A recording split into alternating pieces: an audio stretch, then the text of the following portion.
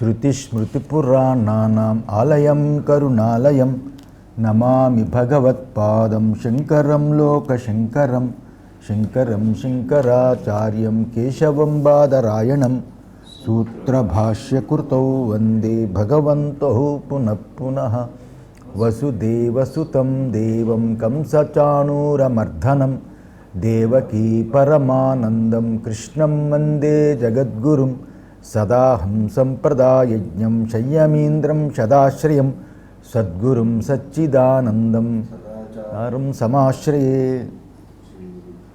ఆయన కూడా సదాచారం సమాశ్రయే. భగవద్గీత మొదటి అధ్యాయం ప్రారంభించాలి. ఇంతవరకు భగవత్పాదులు రచించిన ఉపోద్ఘాతం యొక్క స్వరూపాన్ని మనం పూర్తిగా చూసాం. ఉపోద్ఘాతం అయిన తర్వాత అర్జున విషాదయోగం చెప్పాలి. అర్జున విషాదయోగంలో కథా సంబంధం వస్తుంది. అర్జునుడి యొక్క ఉవాచ. దానికి ముందుగా ఈ మహాభారతంలో యుద్ధము జరుగుతున్న సమయంలో భగవద్గీత అనేది చెప్పడం అయింది. ఆ యుద్ధానికి ముందు దానికి సందర్భం ఏమిటి అంటే అది కొంచెం తెలుసుకుంటే మంచిదని మనం ఇప్పుడు చెప్పుకుంటున్నాం. సంజయుడు ధృతరాష్ట్రుడికి భారత యుద్ధాన్ని చెప్పాడు. ధృతరాష్ట్ర మహారాజా, నువ్వు నన్ను భారత యుద్ధము చూసి రమ్మని చెప్పావు కదా, అప్పుడు నేను ఆ రాత్రి యందు కురుక్షేత్రంలో మన సైన్యము ఉండే చోటుకి వెళ్ళాను. మళ్ళా నీ కుమారుడు ఎవడైతే ఉన్నాడో, నీ కుమారుడు దుర్యోధన మహారాజు, ఆ దుర్యోధన మహారాజు ఉండే శిబిరానికి వెళ్ళాను.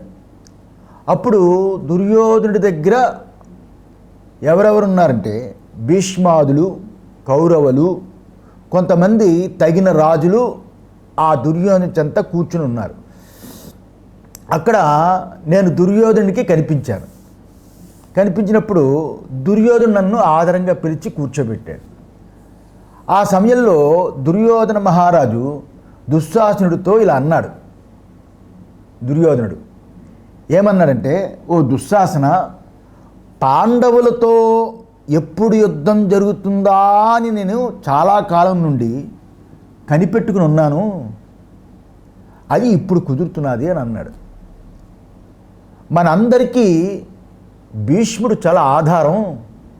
ఆ భీష్ముడిని మనం ఏ విధంగానైనా రక్షించుకోవాలి. ఇలా రక్షించుకుంటేనే ఈ భీష్ముడు మన శత్రువులందరినీ చంపగలడు. అటువంటి మహాత్ముడైన ఈ భీష్ముడు సత్యవ్రతుడు. ఈ భీష్ముడు తన ఎదుట పడిన శత్రువులందరినీ చంపివేయగలడు, అంత బలవంతుడు. కానీ ఒక్క సెకండ్ని మాత్రం ఆయన చంపలేడు. ఈ భీష్ముడిని సెకండ్ వలన అపాయం లేకుండా మనం రక్షించుకోవాలి అని చెప్తున్నాను. సెకండ్ వల్లనే భీష్ముడికి ప్రమాదం కాబట్టి అతని వల్ల దానివల్ల అపాయం లేకుండా చూసుకోవాలి అని దుర్యోధనుడు సభలో ఉన్న వాళ్ళందరికీ కూడా వినిపించినట్లుగా గట్టిగా దుశ్శాసనుడితో చెప్పాడు. చెప్పి సభ నుండి లేచి వెళ్ళి ఆ రాత్రి వెళ్ళి నిద్రించాడు. తరువాత తెల్లవారింది. తెల్లవారుగానే దుర్యోధనుడు పడవ వాళ్ళు పిలిచాడు. మీరు వెళ్ళి సేనాపతులతోనూ భటులతోనూ వాళ్ళ సైన్యాన్ని తీసుకొని యుద్ధానికి బయలుదేరండి అని చెప్పాడు. వారు వెంటనే వెళ్ళి కార్యోన్ముఖులై అన్నారు. అంటే పన్నులో పడిపోయారు. మన సైన్యంలో ఉండే దొరలు, మన సైన్యంలో ఉండే ఆ దొరలు ఎవరైతే ఉన్నారో వాళ్ళు శంఖము, దుందుబి మొదలైన మంగళవాద్యాల్ని మోగించినట్లు చెయ్యాలి. ఆయా వాద్యాల్ని సిద్ధం చేసేటట్లుగాను తగిన పరిజనులతో అందరినీ ఆయనతో ఉన్న జనులందరితో చెప్పాడు. ఏనుగులు అవి ఎక్కడైతే కట్టబడ్డాయో ఆ కట్టబడిన స్థలము నుండి అవన్నీ ఘేంకారం చేయడం మొదలెట్టాయి. ఏనుగులు రథానికి కట్టిన నిమిత్తం చేత ఏవైతే ఉన్నాయో వాటిని విప్పేశాయి, గుర్రాలని విప్పాడు. ఆ విప్పిన గుర్రాలు సకలించడం మొదలెట్టింది. గుర్రాలని కట్టడానికి రథాల్ని లాగుతూ ఉన్నాడు. ఆ గుర్రాల్ని కట్టడాన్ని రథాలను లాగుతున్నప్పుడు ఆ గాండ్లయందు ఇనుప ఇనుసులు ఏవైతే ఉంటాయో ఆ ధ్వనులు అధికంగా వినిపిస్తున్నాయి. కాల్బలములు ఒకరినొకరు పెద్ద పెద్ద ధ్వనులు కలిగినట్లు పిలుచుకుంటున్నారు వాళ్ళు. ఈ చెప్పిన ధ్వనులన్నీ కూడా చేరి మన శిబిరంలో మహాధ్వని కలిగి ఉన్నాయి. ఎవరు చెప్తున్నారు? ధృతరాష్ట్ర మహారాజు చెప్తున్నాడు.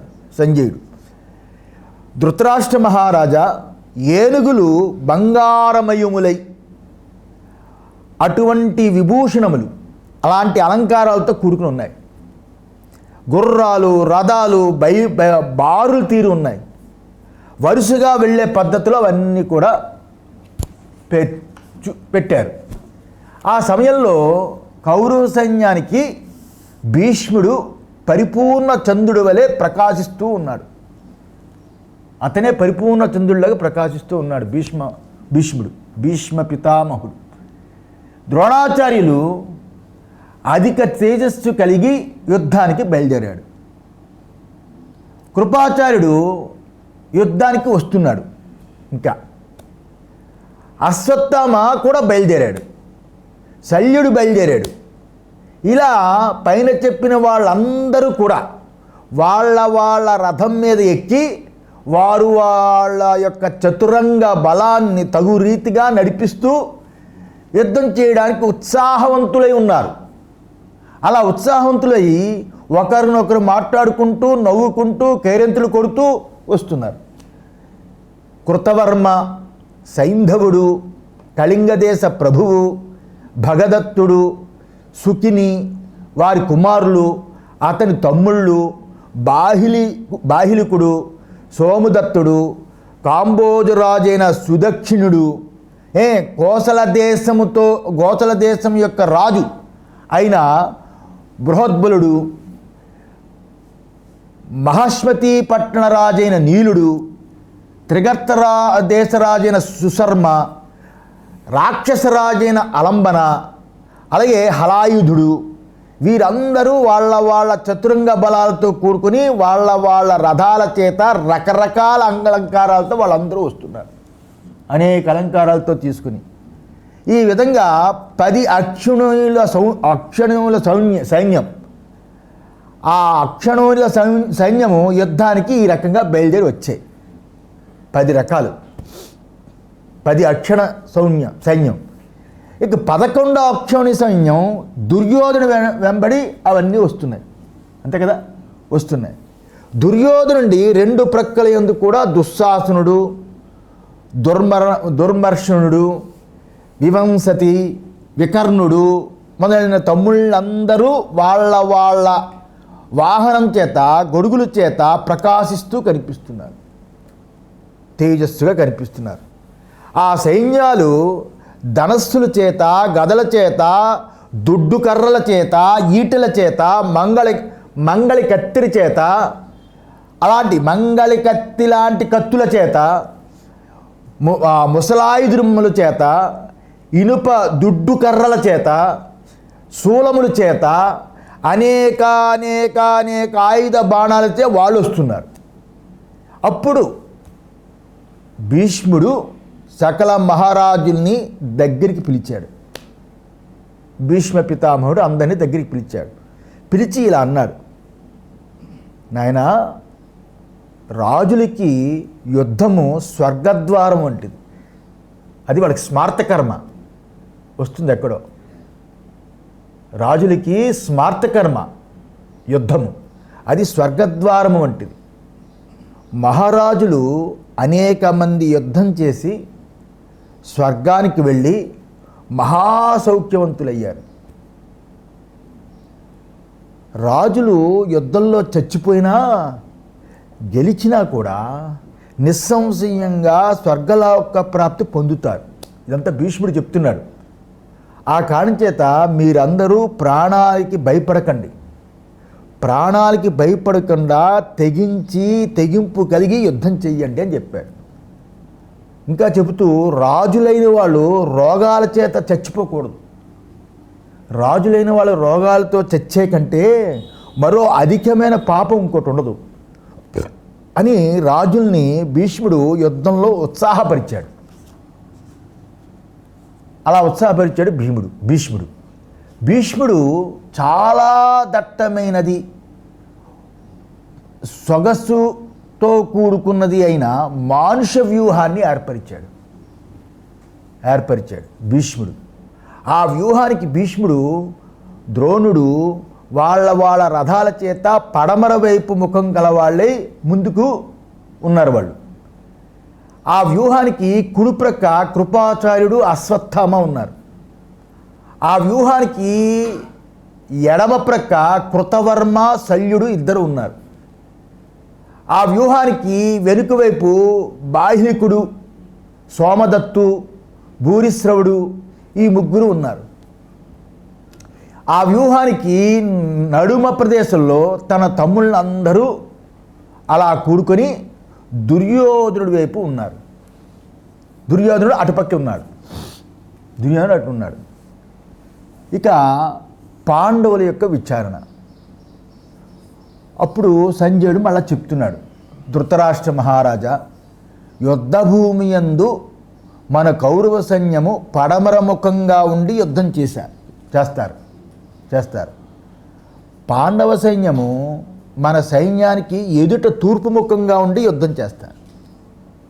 పాండవులు మన వాళ్ళు మానుష వ్యూహాన్ని ఏర్పరచకముందే పాండవ సైన్యం బయలుదేరి యుద్ధభూమికి వచ్చేసింది. ఆ సైన్యం అంతా వచ్చేసింది. ధర్మరాజు తూర్పు దిక్కునికి ముఖం ఉంచాడు. ధర్మరాజు తూర్పు దిక్కుకి ముఖం ఉంచి కౌరవ సైన్యానికి చక్కగా ఎదురుగా నిలిచాడు. అలా నిలిచి తన సైన్యాలన్నిటినీ క్రమంగా లెక్కించడానికి వీలైనట్లు అలాగా వాటన్నిటిని ఉంచాడు ఆ సైన్యాన్ని. అతని పక్షంలో వారినందరినీ సైగలతోటి, గుర్తులతోటి, ఇలా పిలుస్తాం కదా, సైగలు చేసి గుర్తులతోటి ఇలా పిలిచాడు. ఇలా పిలిచి ఈ రకంగా చెప్పాడు. ఏమంటే, రాజులారా, ఈ భారత యుద్ధంలో మనము జయాన్ని పొంది సకల రాజ్యాన్ని పొందగలం. ఇది నిశ్చయం, దీంట్లో సందేహం లేదు. అక్కడ భీష్ముడు వాళ్ళకి ఎలా చెప్పాడు, వీళ్ళు చెప్తున్నారు, ఉత్సాహపరచాలి కదా, సందేహం లేదు. మనకి తప్పకుండా జయం కలుగుతుంది. మీరు నా పక్షంలో నిలబడండి, రాజులందరినీ అడుగుతున్నాను, నా పక్షంలో నిలబడండి అని ధర్మరాజు చెప్పాడు. అలా చెప్తే రాజులందరూ ఉత్సాహంతో ధైర్యాన్ని పొంది ధర్మరాజు చెప్పే ప్రోత్సాహంతో కూడుకున్న మాటలు విని వారు ఉండునట్లు ప్రతిజ్ఞ చేశారు. మేము ఉంటాం, మీతోటే ఉంటాం, మేము ఎటు పోమని ప్రతిజ్ఞ చేశారు. చేసి వాళ్ళ శంఖాలు పూరించారు. ఇలా సంజయుడు ధృతరాష్ట్ర మహారాజుకి చెప్పాడు. ఇదంతా సంజయుడిగా చెప్తున్నాడు, ధృతరాష్ట్ర మహారాజు చెప్పాడు. ఇలా చెప్పగానే ధృతరాష్ట్రుడు ఆ సంజయుడిని చూసి ఇలా అన్నాడు. ఏంటన్నాడంటే, సంజయ, మన కౌరవ సైన్యము ఏదైతే ఉందో చాలా గొప్పది కదా, మన కౌరవ సైన్యం చాలా గొప్పది కదా, పాండవుల సైన్యము చాలా కొంచెమే ఉంది, వాళ్ళది చాలా ఎక్కువగా ఉంది, మన వాళ్ళది చాలా ఎక్కువగా ఉంది, వాళ్ళది కొంచెమే ఉంది. ఇలా ఉన్నా కూడా పాండవులకి అనుమానం లేదా? వాడు అనుమానం లేకుండా మన సైన్యం మీద పడి ఏ ధైర్యంతో యుద్ధం చేయడానికి వచ్చారు వాళ్ళు, చెప్పు నాకు అని అడిగాడు ధృతరాష్ట్రుడు. దానికి సంజయుడు చెప్పాడు. ఏం చెప్పాడంటే, యుద్ధభూమికి వచ్చిన ధర్మరాజు కౌరవ సైన్యాన్ని చూసి కొంతసేపు తలదించుకొని అర్జున్ చూసి ఇలా అన్నాడు. సంజయుడు చెప్తాడు మాట, ధృతరాష్ట్రుడు అడిగిన దానికి ఇలా అన్నాడు, అర్జున, మన సైన్యము కంటే కౌరవ సైన్యం చాలా ఎక్కువగా గొప్పగా కనబడుతుంది. కౌరవ సైన్యంలో భీష్ముడు భయంకరమైన తేజస్సుతో కనబడుతున్నాడు, కాస్త చూడు అని ధర్మరాజు అర్జునుడితో చెప్పాడు. అలా అర్జునుడితో చెప్పగా అర్జునుడు చిరునవ్వు నవ్వాడు. నవ్వి విశేషమైన మాటలతో చెప్పలేదు, అలా చెప్పకుండా గంభీరమైన మనసుతో కలిగి ఉన్నాడు. గంభీరమైన మనసుతోటి ఉండి ఇలా చెప్పాడు, అన్నా ఒకానొకప్పుడు నారద మునీంద్రులు ఒక మాట చెప్పాడు నాకు. ఏం చెప్పాడంటే, అధర్మంలో ప్రవర్తించే వాళ్ళకి అధికంగా సైన్యం ఉంటుంది, అధర్మంలో ప్రవర్తించే వాడికి అధికంగా సైన్యం ఉంటుంది. ఆ సైన్యం ఉన్నా కూడా అటువంటి సైన్యాన్ని శత్రు సైన్యం కొంచెం ఉన్నా గెలుస్తారు అని నారదుడు చెప్పాడు అని చెప్పాడు. ఆ విధంగా భీష్మద్రోణుల ఎదుట పూర్వం నాకు వ్యాసమునిందుడు కూడా చెప్పారు. కనుక దుర్యోధుడు అధర్మంలో ప్రవర్తిస్తున్నాడు. అటువంటి దుర్యోధనుడు అధిక సైన్యం ఉన్నది. అధిక సైన్యము దుర్యోధుడికి ఉన్నా కూడా మన సైన్యము కొంచెమే ఉన్నా కూడా మనము గెలవగలము. వ్యాసముని చెప్పాడు, నారదుడు చెప్పాడు కాబట్టి మనం గెలవగలం. భీముడు, ధృతరాష్ట్రుడు, శిఖండి, విరాటుడు, శంఖుడు, సాత్యకి, చేకితానుడు, అభిమన్యుడు, ఘటోత్కచుడు పరాక్రమాలన్నింటినీ వర్ణించి అర్జునుడు ధర్మరాజుకి చెప్పాడు. మళ్ళా అర్జునుడు నీ కటాక్షము, ఓ ధర్మరాజా, నీ కటాక్షం నా యందు ఉంది. నీ కటాక్షం నా యందు ఉండడం వల్ల నన్ను కృష్ణుడు రక్షించపూనడానికి చేత నీ కటాక్షం ఒకటి ఉంది. శ్రీకృష్ణ భగవానుడు నన్ను రక్షించడానికి పూనుకున్నాడు. అందువల్ల గాంధీవం అనే ధనస్సునికి 2 రెక్కలు ఉన్నట్లుగా అయింది. అందువల్ల తన బలము తాను ఎరుగని ఏనుగు వలె నీచులకి నీవు ఎరగవు.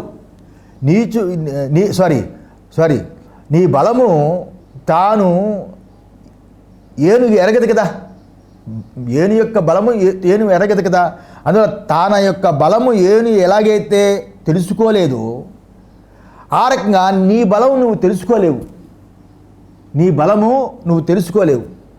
ఆ దేవేంద్రాది అష్టదిక్పాలకులైనను నిన్ను జయించలేరన్నా, నిన్ను జయించలేరు అని అర్జునుడు చెప్పాడు. అలా అర్జునుడు చెప్పగా ఆ మాటలన్నీ ధర్మరాజు విన్నాడు. విని ఒక్కసారి అలా తెలివి తెచ్చుకుని అర్జునుడితో ఇలా అన్నాడు, అర్జున, కౌరవులు మానుష వ్యూహాన్ని ఏర్పరుచుకున్నారు. ఆ వ్యూహానికి సరి అయిన వ్యూహాన్ని మన సైన్యానికి ఏర్పరచాలి కదా అన్నాడు. ఒక్కసారి అలా చెప్పగానే అన్నాడు. వెంటనే అర్జునుడు దృష్టద్యుమ్నుడిని పిలిచి మన సైన్యానికి అచలం అనే గొప్ప వ్యూహాన్ని ఏర్పరచు అని చెప్పాడు. ఆ అచల వ్యూహానికి ముందర వైపు తూర్పు దిక్కున దృష్టద్యుమ్నుడు, అభిమన్యుడు, ఘటోత్కచుడు మొదలైన కుమారులు పెట్టాడు. నకుల సకల దేవుల్ని ఉన్నవాళ్ళై నకుల సహదేవులను ఉన్నవారై భీముని చేత రక్షించబడి ఉన్నారు. నకులుడు, సహదేవుడు, భీముడు వీళ్ళ చేత రక్షించబడి ఉన్నారు. ఇలా ద్రుపదుడు మొదలైన కొందరు రాజులు వాళ్ళ బంధువులతోటి వాళ్ళ సైన్యములతోటి చేకితాన్ని సహాయంగా ఉంచుకొని ఆ అచల వ్యూహానికి దక్షిణ వైపు నిలిచారు. విరాటుడు మొదలైన కొందరు రాజులు వాళ్ళ బంధువులతోటి వాళ్ళ సైన్యంతో సాత్యకిని సహాయంగా ఉంచుకొని ఆ అచల వ్యూహానికి ఉత్తరం వైపు ఉన్నారు. ఆ అచల వ్యూహానికి నడుమ అంటే మధ్య కొండల గుంపులాగా ఉన్న ఏనుగుల దండుతో ధర్మరాజు రథం మీద ఉన్నాడు. ఆ ధర్మరాజు బ్రాహ్మణులకి వస్త్రాల్ని, బ్రాహ్మణునికి బంగారాన్ని ఇలా ఇస్తూ బ్రాహ్మణుని దీవించు విజయ దీవెనలు వింటున్నాడు. బ్రాహ్మణులు అప్పుడు దీవిస్తారు కదా, ఆ దీవించే విజయ దీవెనలు విన్నాడు. అచల వ్యూహానికి ముందు వైపు శిఖండ నిలిచి ఉన్నాడు. అలా నిలిచి ఉండి అర్జున చేత రక్షించబడి ఉన్నాడు. ఆ శిఖండి భీష్మునికి ఎదురుగా ఉండి మదగర్వం చేత నిలిచి ఉన్నాడు. అచల వ్యూహానికి వెనుక ప్రక్క ఉన్న పడమర వైపు మాగధ సహదేవుడనే మాగధ సహదేవుడు, దృష్టకేతుడు వీరిద్దరూ ఉన్నవాళ్ళే నిలిచారు. ఈ విధంగా ఆ పాండవుల యొక్క అచల వ్యూహము మనోహరంగాను అతి భయంకరంగాను ఉంది. ధృతరాష్ట్ర మహారాజా కొన్ని దేశముల బలగాల్ని, రాజుల్ని దుర్యోధని పక్షంగా వచ్చి చేరి ఉన్నారు. కొన్ని దేశముల రాజుల్ని, బలాల్ని పాండవుల పక్షం వచ్చి చేరి ఉన్నారు. ఇలా సమస్త దేశముల యందున్న సైన్యాలన్నీ యుద్ధానికి వచ్చి ఉన్నారు. సమస్త భూప్రజల్ని బాలులు, వృద్ధులు తప్ప మిగతా వాళ్ళందరూ భారత యుద్ధంలో పాల్గొని వాళ్ళ పక్షంలో విజయలక్ష్మిని కోరుతున్నారు అందరూ. అంతే, వృద్ధులు, చిన్నపిల్లలు తప్ప. అయినా కూడా కృష్ణార్జునులు పాండవ సైన్యంలో ఉన్నారు.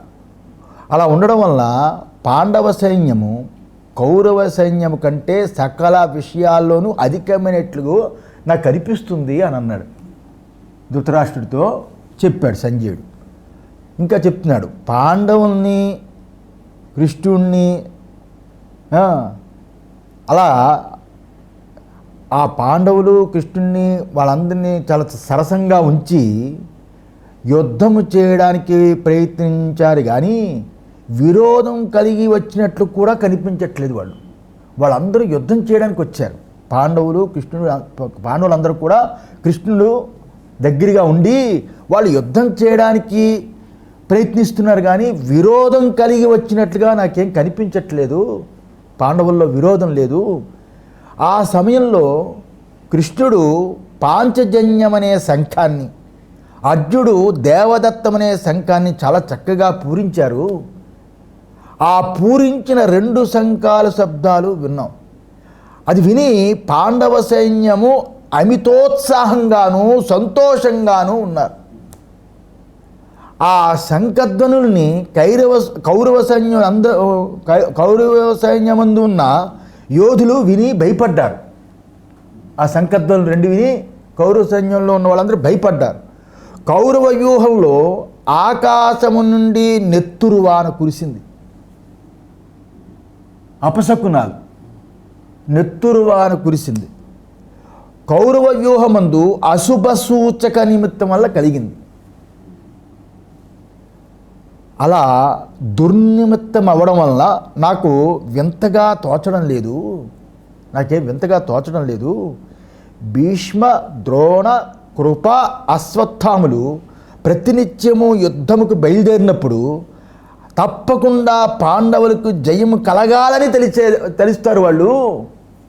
వీళ్ళు భీష్ముడు, ద్రోణుడు, కృపణుడు, అశ్వత్థుడు వీళ్ళు ప్రతిరోజు యుద్ధానికి బయలుదేరినప్పుడు తప్పకుండా పాండవులకి విజయం చేయాలని అని వాళ్ళు తలుస్తారు. మన పక్షాన్ని ఉన్న అంతే కదా. పుణ్యాత్ములైన వాళ్ళు ఇలా తలవడం చేత కౌరవ వ్యూహంలో అశుభ సూచకాలు కలిగాయి అని తెలుసుకో ధృతరాష్ట్ర అని చెప్పాడు. ఇంకా చెప్తూ 2 సైన్యాలు ఒకరినొకరు ఒక ఏర్పాటు చేసుకున్నారు. ఏమంటే యుద్ధం చేస్తున్నా కూడా మాట్లాడే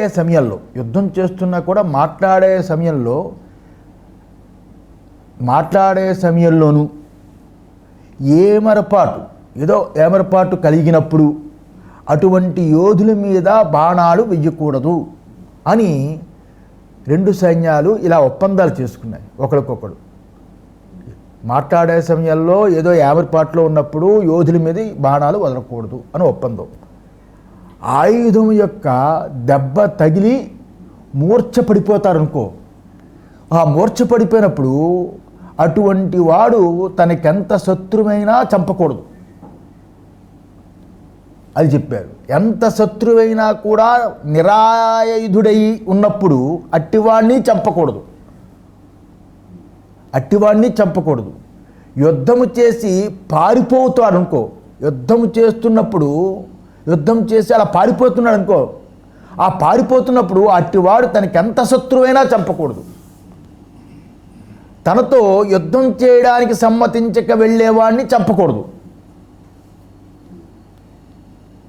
యుద్ధం చేయడం చేత బలశక్తి తగ్గి భయపడిన వాడిని తనకి ఎంత శత్రువైనా చంపకూడదు అని ఈ రెండు సైన్యాల యొక్క రధికులు ఏర్పాటు చేసుకున్నారు. రధికులే కదా మరి మెయిన్ ఏర్పాటు చేసుకున్నారు. అప్పుడు ఇదంతా అయిన తర్వాత ధర్మరాజు పాదచారి అయి భీష్ముడి దగ్గరికి వెళ్ళాడు. యుద్ధం యందు ఉత్సాహము ఉన్న ధర్మరాజు తన దేహంలో ఉన్న కవచాన్ని విప్పి సకల ఆయుధాలతో తన కవచాన్ని తన రథం మీద పెట్టి ఆ రథం నుంచి కిందకి దిగి తన రెండు చేతులు ముడుచుకొని ఎవ్వరితోటి పలకలేదు. ఎవరు? ధర్మరాజు. ఎవ్వరితోటి పలకకుండా మాట్లాడకుండా భూమి మీద పాదచారి అయి నడుస్తూ భీష్ముడున్న దిక్కుకు వెళ్ళాడు. భీమార్జున, నకుల సహదేవుల్ని, కృష్ణ, సాత్వికుల్ని, మరికొందరు బంధు స్నేహ సంబంధులైన రాజుల్ని ధర్మరాజు యొక్క అభిప్రాయం తెలియక వాళ్ళు సతమతం అవుతున్నారు. ఎందుకు అలా వెళ్తున్నాడని వాళ్ళకి ఆ అభిప్రాయం తెలియక జిజ్ఞాస కలవాళ్ళై వాళ్ళు కూడా రథము నుండి కిందకి దిగి వాళ్ళు తొందరగా నడిచి వెళ్ళి ధర్మరాజుని కలుసుకొని భీముడు మొదటిసారిగా ఇలా అన్నాడు. భీముడు ఏమన్నాడంటే, అన్నయ్య, మేమందరము ఉండగా నువ్వు ఒంటరిగా ఈ పాదచారివే వెళ్ళడానికి కారణం ఏమిటి? ఇంతమంది ఉన్నాం కదా. యుద్ధానికి సిద్ధం చేయించిన సైన్యాన్ని కూడా వదిలేస్తున్నాం. ఆ సైన్యాన్ని వదిలి ఇలా వెళ్ళడం బాగుంటుందా అని అర్జునుడు మళ్ళీ అడిగాడు. భీముడు అలాగ అడిగితే అర్జునుడే అడిగాడు. ఇక మూడోది, శత్రువుల ఎదుట ఎగతాళి కలిగినట్లు ఉంటుంది కదా. శత్రువుల ఎదుట ఎగతాళి కలిగినట్లు ధైర్యము గల బలహీనుడి వలె ఇలా వెళ్ళవచ్చునా అని నకులుడు అడిగాడు. యుద్ధానికి సర్వ ప్రయత్నము చేసి యుద్ధం చేయడానికి వచ్చి ఇప్పుడు మనకి అపకీర్తి వచ్చినట్టు నువ్వు ఇలా వెళ్ళడం మంచిదేనా అని సహదేవుడు అడిగాడు. ధర్మరాజు ఏమీ మాట్లాడలేదు. ఏం మాట్లాడకుండా కౌరవ సేన వైపు వెళుతున్నాడు. ఏం మాట్లాడలేదు. కృష్ణుడు నవ్వుతూ భీమార్జున నకుల సహదేవునితో ఇలా అన్నాడు. శ్రీకృష్ణ పరమాత్ముడు, ఈ ధర్మరాజు యొక్క అభిప్రాయాన్ని నాకు తెలుసు. ఈ ధర్మరాజు యొక్క అభిప్రాయం ఏదో నాకు తెలుసు. ధర్మరాజు కౌరవ సైన్యంలోకి వెళ్ళి భీష్మ, ద్రోణ, కృప, శల్యులకి నలుగురిని నమస్కరించి వారి అనుజ్ఞ పొంది యుద్ధం చెయ్యాలని తలంపుతో వెళ్తున్నాడు. ఎందుకంటే పెద్దలు అనుమతితో యుద్ధం చెయ్యాలి. పెద్దల అనుమతితో యుద్ధం చేస్తే తప్పకుండా జయం కలుగుతుందని పెద్దలు చెబుతారు. అది విని ఆ నలుగురు ఏమి అది చెప్పాడు శ్రీకృష్ణ పరమాత్మ. మిగతా ఎవరైతే ఉన్నారో అర్జునుడు, ఈ నలుగురు అది విన్నారు. విని ఆ నలుగురు ఏం మాట్లాడకుండా అలా నిలిచి చూస్తున్నారు. సరే అని కృష్ణార్జున భీమ నకుల సహదేవులు ఈ 5గురు ధర్మరాజుతో నడుస్తున్నారు. వాళ్ళు నడిచి వెళ్ళారు. కౌరవ సైన్యము వీళ్ళని చూసింది. చూసి ధర్మరాజు భయపడ్డాడని చెప్పుకున్నారు. కొందరికి భయపడడానికి కారణం ఏమిటి అని ఆలోచిస్తున్నారు. ఇంత కష్టము పాపం ధర్మరాజుకి ఇప్పుడు ఎందుకు కలిగింది, ఇంత కష్టము ధర్మరాజుకి ఇప్పుడు ఏమి కలిగింది అని కొందరు అనుకుంటున్నారు. ఇలా వారిలో వాళ్ళు కౌరవ సేనలు మాట్లాడుకుంటున్నారు. పాదచారి అయి వెళ్ళిన ధర్మరాజు కౌరవ వ్యూహంలోకి ప్రవేశించాడు. కౌరవ వ్యూహంలోకి ప్రవేశించి తన తాత అయిన భీష్ముడి దగ్గరికి వెళ్ళాడు. భీష్ముడికి సాష్టాంగ నమస్కారం చేశాడు. చేసి వంగి భీష్ముడితో ఇలా అన్నాడు, తాత, నీకు ఎదురుగా నిలిచి నేను యుద్ధం చేయదలిచి ఉన్నాను, అందుకు ముందుగా నీ అనుజ్ఞ పొందాలని వచ్చాను అని చెప్పాడు. కనుక నన్ను దీవించు అని అడిగాడు ధర్మరాజు చెప్పిన మాటలు విన్నాడు భీష్ముడు. భీష్ముడు అప్పుడు ఏమన్నాడంటే, ధర్మరాజు మనవడు కదా, ఓ మనవడా, నీవు ఇలా రాకుండా యుద్ధం చేసి ఉంటే నిన్ను శపించాలి అని అనుకునేవాడిని, నువ్వు వచ్చావు కనుక మంచిదయ్యింది, నీ శత్రువుల్ని గెలువు అని అన్నాడు.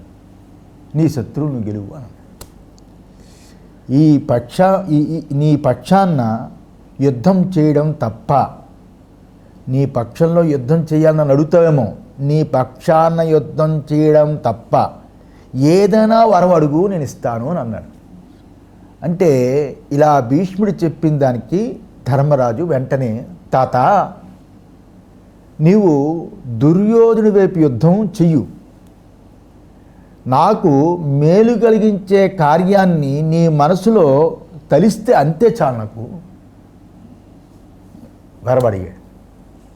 భీష్ముడు అంటే తథాస్తు అన్నాడు. అయితే నీ మనస్సులో గల తలంపు ఏదో నాకు చెప్పు అని భీష్ముడు అడిగాడు. నీ మనసులో ఏదైనా తలంపు ఉంటే ఏదో చెప్పు అని భీష్ముడు అడిగాడు. తాత, నిన్ను యుద్ధంలో గెలిచే ఉపాయం నాకు తెలుపు అని ధర్మరాజు అడిగాడు. భీష్ముడు నవ్వుతున్న ముఖం కలవాడయ్యాడు. నవ్వుతున్నాడు. అయ్యి, దేవతలైనా నాతో యుద్ధము చేసినా గెలవలేరు, గుర్తుపెట్టుకో, దేవతలైనా గెలవలేరు. అయితే నా నేర్పరితనాన్ని వదిలి తీక్షణ బాణముని ముట్టకుండా నేను పట్టిన బాణము క్రిందకి పడివేస్తే అప్పుడు నన్ను ఎవడైనా చంపచ్చు. అయితే నన్ను గెలవడానికి ఇది సమయం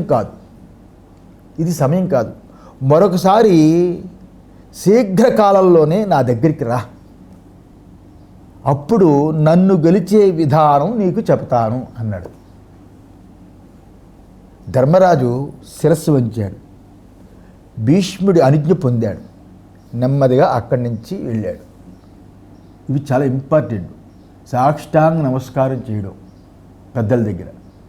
ఇలా వాళ్ళ ఇంటి ఇలా చూసి మాట్లాడకూడదు, వాళ్ళని ఇలా వంగి ఇలా ఇప్పటికీ జరుగుతుంది కదా, ఇలా వంగి మాట్లాడడం. వాళ్ళకి మనం వంగి కనిపిస్తే వాళ్ళు ఇలా చూడక్కర్లేదు. వాళ్ళు ఇలా తీక్షణంగా చూస్తే, ఇలా చూస్తే మనకి అపశకునం. వెళుతున్నప్పుడు ముడ్డి చూపించుకుంటూ వెళ్లకుండా అలా వెళ్ళడం. అలా వెళ్ళాడు, నెమ్మదిగా వెళ్ళాడు. మళ్ళా ఆ తరువాత ధర్మరాజు ద్రోణాచార్యుని వద్దకు వెళ్ళాడు. ద్రోణాచార్యుని వద్దకు వెళ్ళి అతని పాదాలకి నమస్కరించి అతని వల్ల యుద్ధం చేయడానికి అనుజ్ఞ పొంది ద్రోణుడితో ఇలా అన్నాడు. ఏమని? మహాత్మా, యుద్ధంలో నాకు జయం కలిగేటట్టు జీవించు అన్నాడు. అప్పుడు ద్రోణాచార్యులు, ధర్మరాజా, సాక్షాత్తుగా విష్ణుదేవుడైన శ్రీకృష్ణుడు నీకు మంత్రి అయి ఉండగా ఇతరులు దీవించమని అడగవలసిన పని లేదు కదా. ఏ పక్షంలో ధర్మం ఉంటుందో ఆ పక్షంలో శ్రీకృష్ణుడు ఉంటాడు. ఏ పక్షంలో శ్రీకృష్ణుడు ఉంటాడో ఆ పక్షం జయమవుతుంది అని ద్రోణాచార్యులు ధర్మరాజుతో చెప్పాడు. అప్పుడు ధర్మరాజు మహాత్మా అంటే ద్రోణాచార్య, నిన్ను చంపు ఉపాయం ఏదో ఆ ఉపాయం నాకు చెప్పని ప్రార్థించాడు. అప్పుడు ద్రోణాచార్యులు, ధర్మరాజా, నా చేతిలో ఆయుధమున్నంత వరకు దేవతలైనా నన్ను జయించలేరు. నేను ప్రాయోపవేశం చేత బాణాలని తాకక విడిచినప్పుడు నన్ను చంపడానికి సమర్థుడైన వాడు చంపవచ్చు. చాలా కీడు ఉన్న మాటలు, చాలా నమ్మదగిన వాళ్ళు, చాలా కీడు ఉన్న మాటల్ని చాలా నమ్మదగిన వాళ్ళు నాతో చెబితే, అలా చెప్పినప్పుడు అటువంటి దుఃఖపు మాటలు నేను వింటే అప్పుడు నేను బాణాలను తాక్క వదిలేస్తాను. అప్పుడు నన్ను శత్రువులు చంపుతారు అని ద్రోణాచార్యులు చెప్పాడు. ధర్మరాజు కృపాచార్యుల దగ్గరికి వెళ్ళాడు. తర్వాత ధర్మరాజు కృపాచార్యునికి సాగలపడి సాష్టాంగ నమస్కారం చేశాడు. మహాత్మా, నాకు యుద్ధంలో అనుజ్ఞ ఇచ్చి నాకు జయము కలిగేటట్టు దీవించు అని అన్నాడు. అప్పుడు కృపాచార్యులు అనుజ్ఞ ఇచ్చి దీవించాడు. అప్పుడు ధర్మరాజు కృపాచార్యుని చంపే ఉపాయాన్ని అడిగాడు. అలా అడగదలిచి స్పష్టంగా అడగలేకపోయాడు. అడగాలని అనుకున్నాడు కానీ స్పష్టంగా అడగలేకపోయాడు. అది గ్రహించాడు కృపాచార్యుడు. ఆ గ్రహించిన కృపాచార్యుడు, నాయనా, నేను చచ్చిపోయేవాడిని కాను, నేను చిరకాల జీవిని, నీవు యుద్ధంలో గెలు అని దీవించాడు. తర్వాత ధర్మరాజు అక్కడి నుంచి బయలుదేరాడు. యుద్ధంలో గెలు అంటే అర్థం అంతే కదా. తర్వాత ధర్మరాజు శల్యుడి వద్దకు వచ్చాడు. శల్యుడి దగ్గరికి వచ్చి నమస్కారం చేసి యుద్ధం చేయడానికి అనుజ్ఞ పొందాడు. మామ అంటే శల్యుడు కదా. శల్యుడా, నీవు కర్ణుడికి సారథివై ఉన్నావు. సారథివై ఉండడం చేత కర్ణుని తేజస్సును దూషించి అతని ఉత్సాహాన్ని చెరిచి అతనిని వ్యాకృతి చెయ్యి అని నాకు వరం ఇవ్వు అని అన్నాడు. అంతేనా? ఇవ్వు అన్నాడు. దానికి శల్యుడు, ధర్మరాజా, నువ్వు ఉద్యోగ సమయం యందు, ఉద్యోగ పర్వాలు వస్తుంది కదా, ఉద్యోగ సమయం యందు ఇదివరకే ఈ వరం నువ్వు కోరుకున్నావు కనుక నేను తప్పకుండా ఈ వరం ఇస్తాను అని అన్నాడు. ఇలా ధర్మరాజు భీష్మ, ద్రోణ, కృప, శల్యులు వలన యుద్ధానికి అనుమతిని పొందాడు.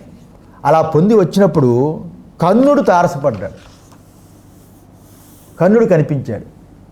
ఆ సమయంలో కృష్ణుడు కర్ణుడి దగ్గరికి వెళ్ళాడు. ఆయనకి అలా తారసపడుతుంటే మధ్యలో కృష్ణుడు కర్ణుడి దగ్గరికి వెళ్ళాడు. వెళ్ళి పూర్వంలాగే స్నేహపూర్వక మర్యాదన్నీ జరిపి ఇలా అన్నాడు. ఆ కర్ణుడి దగ్గరికి వెళ్ళి కృష్ణుడు, కర్ణా, నీవు భీష్ముడి మీద కోపగించుకొని భీష్ముడు పడిపోయే వరకు యుద్ధమందు ప్రవేశించవంట, అంతేనా?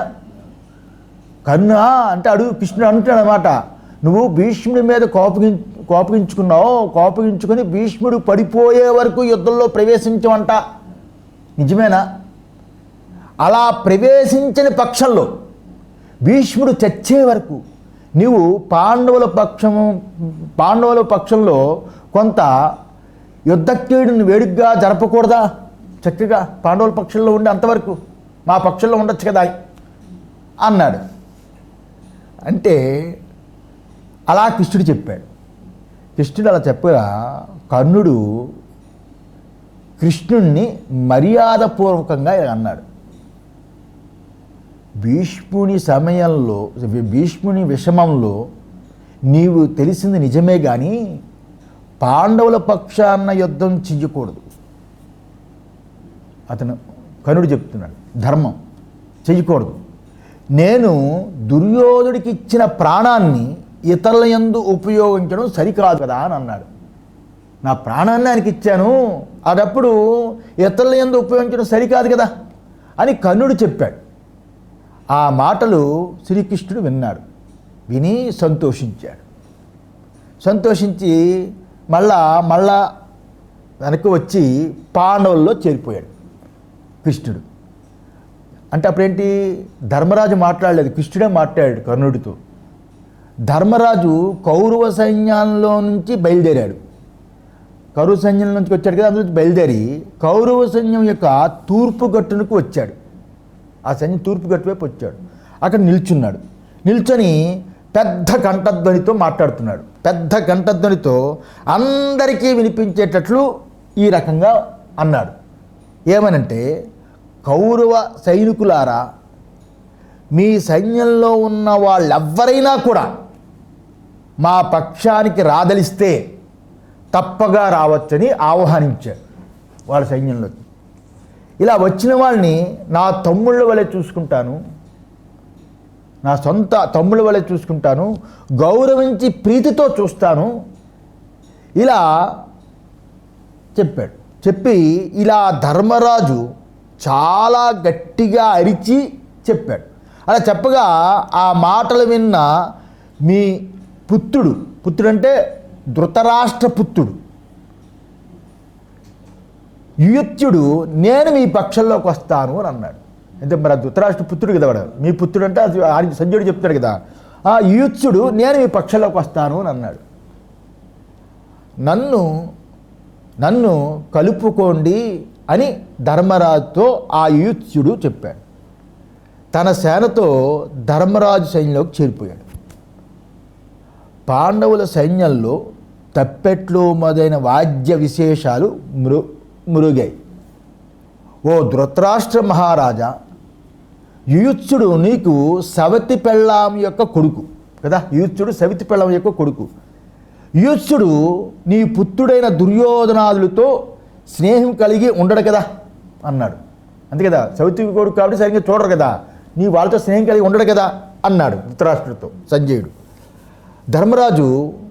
ధర్మరాజు యుయుత్సుడికి ఉత్సాహము పరమానందము కలిగించాడు. అంతే కదా, కలిగించాడు. ధర్మరాజు తన రథం దగ్గరికి వెళ్ళాడు. తన రథం దగ్గరికి పోయి యుద్ధ చిహ్నాలైన కవచాలన్నింటినీ ధరించి ధనస్సుని బాణముల యొక్క పొదల్లో ఉన్నదాన్ని తీసుకున్నాడు. పాండవ సైన్యంలో అధిక సంతోషాన్ని కలిగించే వాక్యధ్వనుల్ని 4 విధాలైన వాద్యాల్ని అధికంగా మ్రోగించబడ్డాయి. ఆ సమయంలోనే ధర్మరాజు యొక్క తమ్ముళ్ళు తక్కిన రాజులు వాళ్ళ రథాలు ఎక్కి ఎప్పటిలాగే వాళ్ళ స్థానాల్లో నిలిచారు. ఆ పాండవుల అచల వ్యూహము పూర్వ ప్రకారంగానే యుద్ధ సన్నాలతో ఉంది. మళ్ళా రెడీ అయిపోయింది యుద్ధానికి. ఆ సమయంలో పాండవ కౌరవ సైన్యంలోని వాళ్ళందరూ కూడా పాండవులు పూర్వం పొందిన అవమాన కష్టాలని చెప్పుకుంటూ దుఃఖిస్తున్నారు. వాళ్ళందరూ కూడా కొందరు సంధి నిమిత్తమే ధర్మరాజు చేసిన ప్రయత్నాన్ని చెప్పుకొని మెచ్చుకుంటున్నారు. కొందరు అలా మెచ్చుకొని యుద్ధకాలంలో ధర్మరాజు భీష్మ ద్రోణ కృప శల్యుల అనుమతి పొందుట అనే గుణాన్ని వర్ణిస్తూ ధర్మరాజు మీద ప్రేమను పెంచుకున్నారు అని సంజయుడు ధృతరాష్ట్రుడితో చెప్పాడు. అలా చెప్పగానే ధృతరాష్ట్రుడు సంజయుడితో ఇలా అన్నాడు. ఏమని? సంజయుడా, ఇతనికి ఎప్పుడు వాడి పిల్లల బాధే కదా ఇతనికి. నా కుమారుడైన దుర్యోధనాదుల్ని పాండవులను అలా యుద్ధం చెయ్యదలిచి వాళ్ళ సైన్యాలతో పుణ్యభూమి అయిన కురుక్షేత్రమందు నిలిచి ఉండి అటు తర్వాత ఏమి చేశారో చెప్పు అని ధృతరాష్ట్రుడు అడిగాడు. ఇక్కడ నుంచి భగవద్గీత ప్రారంభం.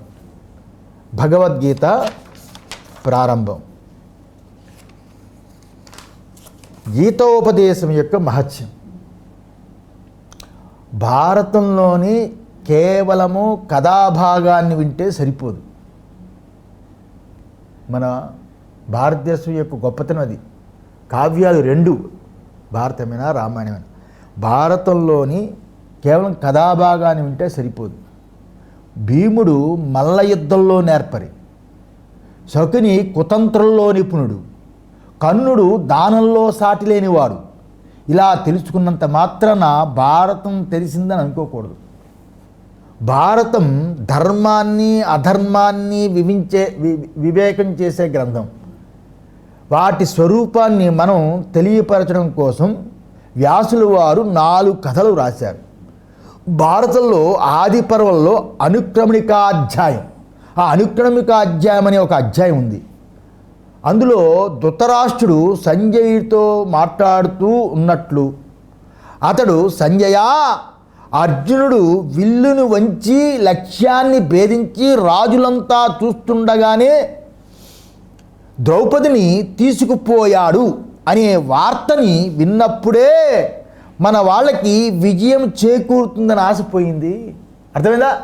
ఆశపోయింది అని ప్రారంభించి పాండవులకి రాజ్యప్రాప్తి కలిగేదాకా కథని చెబుతూ కౌరవులకి విజయం చేకూరుతుందనే ఆశ తాను క్రమక్రమంగా వదిలిన విధానాన్ని అంతటినీ ఆ అధ్యాయంలో అనుక్రమణికాధ్యాయం అందులో వర్ణించాడు. దీనిని శ్రవణం చేసేవారు అన్ని పాపాలు పోగొట్టుకుని శుద్ధులవుతారని, అలాంటి వాళ్ళు కష్టాల్లో ఇరుక్కుని బాధపడరని ఫలశ్రుతి కూడా అక్కడ చెప్పబడింది. ఇది కేవలము విషయానుక్రమణిక అని భావిస్తే ఇలాంటి మహాఫలము చేకూరదు. నిజంగా అందులో పాండవుల ధర్మబుద్ధి, కౌరవుల అధర్మబుద్ధి వర్ణించాడు. కథా వస్తువుకి దీన్ని అన్వయించుకొని చూసుకోవాలి. దీనివల్ల అధర్మాత్ములకి ఎల్లప్పుడూ భయం పీడిస్తూనే ఉంటుందని తెలుసుకోవాలి. కౌరవులు పాండవుల్ని బాల్యం నుండి భారతీయ యుద్ధం ముగిసేదాకా ఏదో విధంగా పీడిస్తూనే ఉన్నారు కదా పాండవుల్ని. కౌరవులు చేసిన అపరాధాన్ని తెలుసుకుని పాండవులు ప్రతీకారం చేస్తారేమో అని భయం కూడా వాళ్ళకి వెన్నంటే ఉంది. ఎవరు? పాండవులు చేస్తారేమో కౌరవులకి. లక్క ఇంట్లో పాండవులు చనిపోయారని నిశ్చయించినా కూడా ఏకచక్ర నగరంలో బకాసుని వధించిన సంగతిని విన్నప్పుడు, ద్రౌపది యొక్క స్వయంవరంలో అర్జునుడు తన పరాక్రమాన్ని ప్రదర్శించినప్పుడు, అరణ్యవాసంలో ధర్మరాజు తపస్సు చేసి అక్షయ పాత్రను సంపాదించుకున్నాడనే వార్త విన్నప్పుడు, విరాట్ నగరంలో కీచుకుని వధ జరిగిందనే వార్త విన్నప్పుడు, గోగ్రహణ వేళ అర్జునుని శౌర్యాన్ని గుర్తించినప్పుడు, 5 ఇలాంటి సందర్భాలలో కౌరవులు పాండవుల్ని తలుచుకొని తల్లడిల్లిపోయేవాడు. ఆ కౌరవులందరూ తల్లడిల్లిపోయేవారు పాండవులను తలుచుకొని. ఇది అధర్మాత్ముల మనస్తత్వాన్ని, వారి మనస్సులో కలిగే అలమటని సూచించడానికి ఒక మంచి దృష్టాంతం. అయితే పాండవులను గూర్చి ఆలోచిస్తే వాళ్ళకి సదా ధర్మంలోనే ఆసక్తి. ఎన్ని కష్టాలు వచ్చినా వారికి ధర్మమే రక్ష. వారిలో ఏ ఒక్కరికి అధైర్యం కానీ నిరుత్సాహం కానీ లేదు. దీనిని కూడా అనుక్రమణికాధ్యాయంలో తెలిపింది. పాండవుల్ని స్మరిస్తే ధర్మబుద్ధి, కీర్తి, ఆరోగ్యము మొదలైనవి కలుగుతాయని భారతీయులు నమ్మిక. ప్రతిరోజు ఉదయం వారిని తలుస్తూ ఉంటారు. కనుక భారత ధర్మాన్ని ప్రతిపాదించడానికి బయలుదేరిందని, భారతము ధర్మాన్ని ప్రతిపాదించడానికి బయలుదేరిందని ఉపక్రమంలో ఆధారం దొరికినట్లే ఉపసంహారంలో కూడా దొరుకుతుంది. అక్కడ భారత సావిత్రి అనే పేరుతో 4-5 శ్లోకాలు ఉన్నాయి. వాటిని ఇప్పటికీ ఆస్తికులు ప్రతిదినము ప్రాతకాలంలో శ్రద్ధతో పఠిస్తూ ఉంటారు. వ్యాసులు తన ప్రియపుత్రుడైన శుకుడికి దానిని బోధించాడని భారతంలో ఉంది. దాని అందులో ఉపదేశం ఇది: మూఢులు ప్రతిదినము 106 సార్లు హర్షము చేత కలిగే పొందు, భయము చేత కలిగే మూఢులు ఎవరైతే ఉన్నారో దానిలో చెప్పే ఉపదేశం ఏంటంటే, మూఢులు ప్రతిరోజు 106 సార్లు హర్షం అంటే పొంగు చేత, హర్షం చేత అంటే ఆనందం చేత కలిగే పొంగు, భయము చేత కలిగే కృంగుతున్నారు వాళ్ళు. ఆ పొంగు భయం చేత కలిగే కృంగుతున్నారు. ధర్మము చేతనే ఉత్తమమైన అర్థకామాలు దొరుకుతాయని చెయ్యెత్తి ఖచ్చితంగా చాటొచ్చు. ధర్మము నిత్యమైనది, సుఖదుఖాలు అనిత్యాలు, జీవుడు నిత్యుడు, జీవత్వ హేతు అనిత్యము. ఇది కదా, జీవత్వ హేతు అనిత్యము, జీవుడు నిత్యము. కావున ధర్మాన్ని కామం వల్ల కానీ, భయం వల్ల కానీ, లోభం వల్ల కానీ, చివరికి జీవంతో బ్రతికి ఉండడానికి కానీ ధర్మాన్ని వదిలిపెట్టకూడదు. ఇలా ధర్మమే ఇహపరాలకి సుఖసాధనమనే సందేశాన్ని భారతం వినిపిస్తుంది. వ్యాసమునీంద్రులు ఇలాంటి గొప్ప గ్రంథమైన భారతం మధ్యలో భగవద్గీతను ఉంచాడు. అన్ని వేదాల సార సంగ్రహమే గీత అని శ్రీ శంకర భగవత్పాదులు ముందే వేదార్థ సార సంగ్రహభూతం అని అవతరణికలో చూపించారు. ఇది భాష్యభాగం 3. తదిదం గీతాశాస్త్రం సమస్త వేదార్థ సార సంగ్రహభూతం అన్నారు. వేదము కర్మని, జ్ఞానాన్ని ఉపదేశించింది. దేనిని చెయ్యాలి, ఏ జ్ఞానం చేత శ్రేయస్సు కలుగుతుంది, ఈ 2 గీతలు దొరుకుతాయి. ఈ రెండింటి జతలో వాసుదేవుడైన పరబ్రహ్మతత్వాన్ని జ్ఞాపకం చెయ్యాలని శ్రీ భగవానువాచ అని శ్రీ భగవంతుడు ఇలా చెబుతున్నాడని అక్కడక్కడ చెప్పాడు. దాని అర్థం ఏమిటంటే, ఇది మన ఉపదేశం కాదురా, ఇది మన ఉపదేశం కాదు, ఇది భగవంతుడే నేరుగా బోధించాడు అని వాళ్ళు తెలియజేశారు. ఇప్పుడు వారంటే వ్యాసులు వారు ఇప్పుడు గీతలో అర్జునుని స్థానం కొంత వివేకించుకోవాలి. ఇక్కడ అర్జునుడి స్థానం ఏమిటి గీతలో, భగవద్గీతలో? భారతం యొక్క కథానాయకుడు ఎవరు అనే ప్రశ్నకి సమాధానం చెప్పడం చాలా కష్టం. ఎవరు కథానాయకుడు? చాలా కష్టం. గీతా దృష్టితో చూస్తే అర్జునుడే గీతలో ముఖ్య పాత్ర అని గ్రహించాలి, దాన్ని అంగీకరించాలి. ఇది ఎలాగో తెలుసుకోవడానికి ముందు గీత 1వ అధ్యాయంలోని ఆరంభ శ్లోకంలో ఉన్న భావాన్ని కొంత గమనించండి. 1వ అధ్యాయంలోని ఆరంభ శ్లోకం, మొదటి శ్లోకం. ధృతరాష్ట్రుడికి యుద్ధ ఘటనని వివరించి చలపడానికి అనుకూలమయ్యే విధంగా వేదవ్యాసులు సంజయుడికి దివ్య దృష్టిని అనుగ్రహించి ఉన్నాడు. ఇలాంటి సంజయుడిని ధృతరాష్ట్రుడు అడుగుతున్నాడు. ఏమని? అర్జున విషాదయోగం కథా సంబంధం. ధృతరాష్ట్ర ఉవాచ, ధృతరాష్ట్రుడు అడుగుతున్నాడు ఏమని? ధర్మక్షేత్రే కురుక్షేత్రే